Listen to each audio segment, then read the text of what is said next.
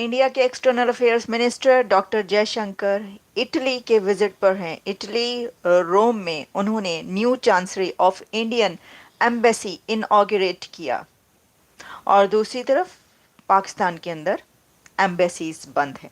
जयशंकर साहब उधर G7 में बैठे हुए हैं। ताड़ साहब, हमारी डेस्टिनेशन क्या है? क्या हम हमें जो दुनिया देख रही है, उधर से बेलारूस का 75 लोगों का वफद इस्लामाबाद पहुंच गया है। वो पता नहीं, सुना हेलीकॉप्टरों के जरिए पहुंचा, क्योंकि सड़कों पे तो इस वक्त सुनसान बैठी हैं। नमस्कार दोस्तों, आप सभी का बहुत बहुत स्वागत है पाक मीडिया कॉमेडी के एक नए वीडियो में। उम्मीद करते हैं आप सब बहुत अच्छे होंगे।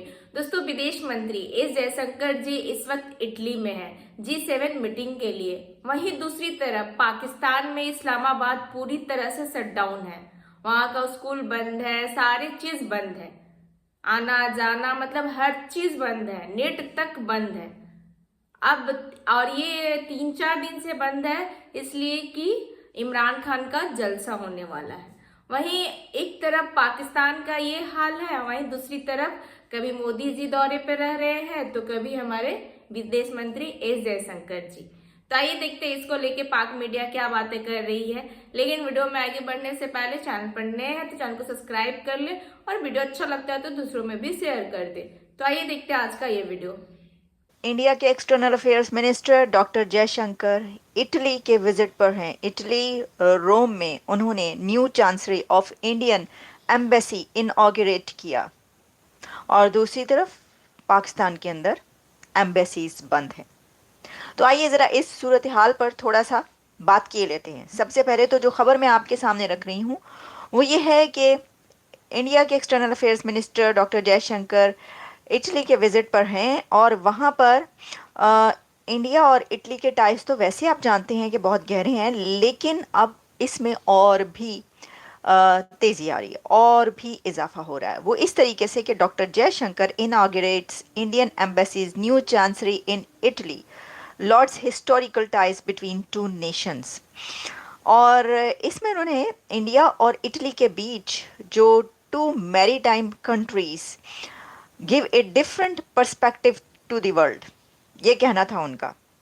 अब देखिए, ये तो आपको पता है कि जॉर्जिया मेलोनी खुद इंडिया को बहुत पसंद करती हैं, इंडिया के प्राइम मिनिस्टर नरेंद्र मोदी साहब को बहुत पसंद करती हैं और मोदी साहब भी जाहिर है कि उनको पसंद करते ही होंगे और करते हैं।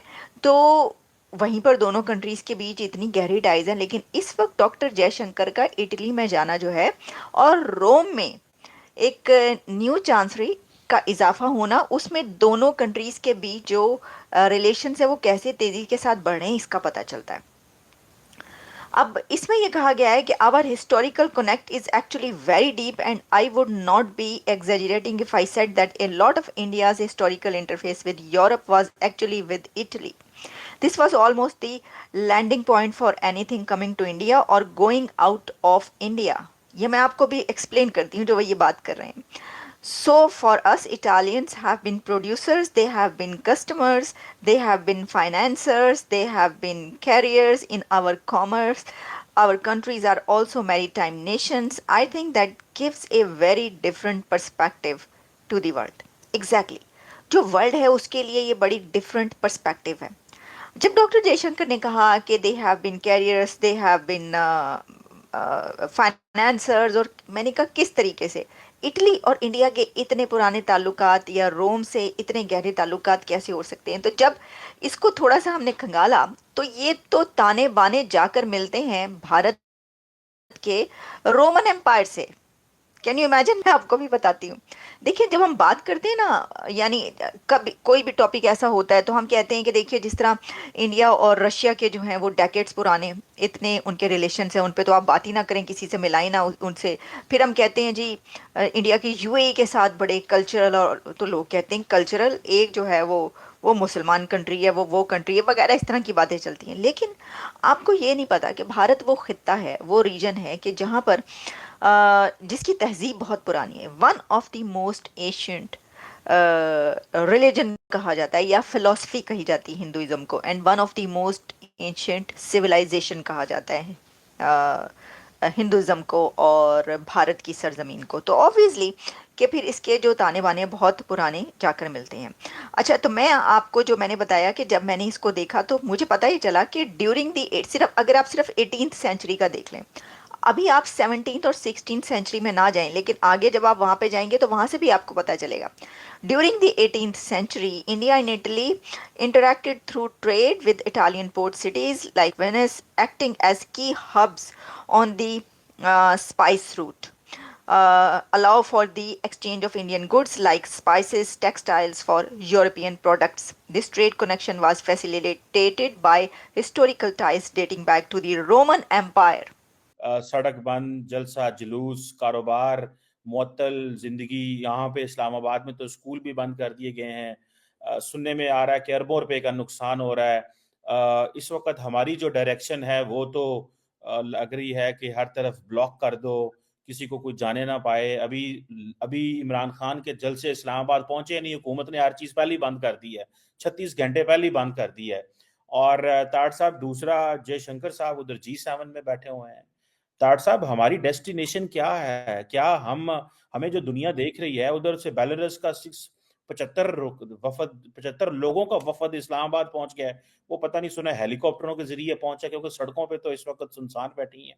तार साहब हमारी मंजिल क्या है? क्या हम ऐसे ही लगे रहेंगे क्योंकि इमरान खान कह रहे हैं मेरे से फौज बात नहीं करती, मिलिट्री एस्टेब्लिशमेंट की अटेंशन हासिल करना चाहते हैं, इसलिए कहा जा रहा है जलसे जुलूस निकाल रहे हैं। आपका क्या कहना है तार साहब?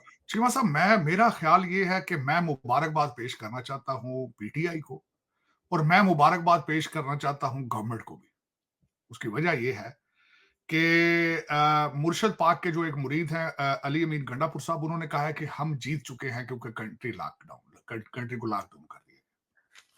दूसरी तरफ से आज हुकूमत कहती है कि हम कामयाब रहे हैं इनको रोकने के लिए। दुनिया टीवी ने रिपोर्ट किया है कि 20 से 30 हजार लोग सिर्फ निकले हैं पूरे कंट्री में से, 25 करोड़ की आबादी, 23 करोड़ की आबादी में से। ये दुनिया टीवी की रिपोर्ट है। ये दोनों जीत चुके हैं, मैं इनको मुबारकबाद पेश करना चाहता हूं, लेकिन पाकिस्तान हार चुका है। पाकिस्तान आज देखा जाए तो हार गया, और ये हर गेम में पाकिस्तान हार जाता है। 77 ईयर्स में पाकिस्तान मुसलसल लूज कर रहा है। जिस तरह आपने खुद फरमाया है, $700 मिलियन पर डे के हिसाब से Pakistan economy is getting weaker, the loss is 700। Cheema साहब, इस्लामाबाद के आसपास चारों तरफ से हमला किया गया था, और बदनसीबी इस मुल्क की, मैं अगर आज मुझे नजर आया दो चीजों का मैं जरा कंपैरिजन करना चाहूंगा। पाकिस्तान के पहले भी हमले पाकिस्तान से इसी साइड से होते रहे हैं, खैबर पख्तूनख्वा खास से पठान आते रहे हैं, दिल्ली तक जाते थे, इसी साइड से आते थे। आज युद्ध जो एक पहला एक मकाम आज हुआ है, वो मुझे याद आया है और मेरा दिल जख्मी हो गया उसमें, कि उमर अयूब साहब अपना जुलूस लेकर 3000 लोगों के साथ उन्होंने हमला करने की कोशिश की, पहाड़ों से उतरे, टेक्सला के करीब रोका गया। जब टेक्सला शहर का नाम आता है, मुझसे रोका नहीं जाता। टेक्सला यूनिवर्सिटी याद आती है कि जो एक सिविलाइजेशन का एक बहुत बड़ा इंस्टीट्यूशन था। तो ये था आज का वीडियो। आज के वीडियो के बारे में आप क्या सोचते हैं, अपनी राय कमेंट में जरूर दीजिए। वीडियो अच्छा लगता है तो लाइक शेयर करें, चैनल पर नए हैं तो चैनल को सब्सक्राइब भी कर ले। और पाकिस्तान में जैसा कि साजिद तार सर बोले कि बस 12 दिन ही स्कूल खुला रहता है, बाकी दिन बंद रहता है। और आप इसके बारे में क्या सोचते हैं, अपनी राय कमेंट में जरूर दीजिएगा। तो फिर आपसे मिलता है अगले वीडियो में। अपना ख्याल रखें। जय हिंद, जय भारत।